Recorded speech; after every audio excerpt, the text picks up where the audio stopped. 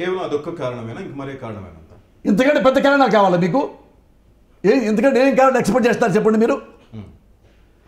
వెన్నుపోటు వదిలేసాం, రామారావు చంపాడు వదిలేసాం, నువ్వు ఎన్ని మోసాలు చేసావో వదిలేసావు. కానీ ఆడవాళ్ళని డీమోరలైజ్ చేస్తావా?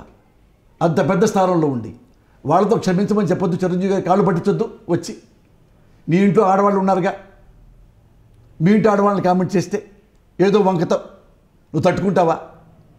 ఇందా నువ్వు అన్నావే పోసాన్ని నేను కొడతారని, అలా కొట్టరా? పోసాన్నే కొడతారా?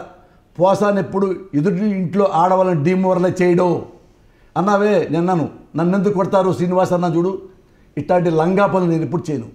కొడితే గిడితే తెలుగుదేశం వాళ్ళని కొట్టాలా? ఒక పెద్ద సూపర్ స్టార్ ఇంట్లో ఆడవాళ్ళ గురించి బ్యాడ్గా మాట్లాడినందుకు ఎంతమంది ఆడవాళ్ళని యూజ్ చేసి వదిలేసుకుంటారు మీరు? జయప్రద ఎంత గ్రేట్ లీడరు, ఎంత పెద్ద హీరోయిన్, ఆమెను పిలిచారు, పార్టీ అధ్యక్షురాలు ఇచ్చారు మహిళా సంఘానికి. ఆమెను వాడుకున్నంతకాలం వాడుకున్నారు అన్ని పనులకి, సేవలకు కంటే రాజకీయ సేవలకు.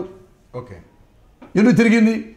దేశమంతా తిరిగిందే చంద్రబాబు గెలవాలని చెప్పేసి. ఏది సున్నితంగా ఉండే మనిషి పాపం, సెన్సిటివ్గా ఉంటుంది ఇప్పుడు. జయప్రద గారు చాలా నైస్ ఉమన్.